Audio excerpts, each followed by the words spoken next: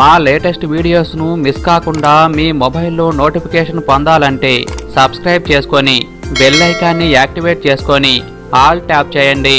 అలానే మా ఛానల్లో జాయిన్ అయ్యి మాకు సపోర్ట్ ఇవ్వండి.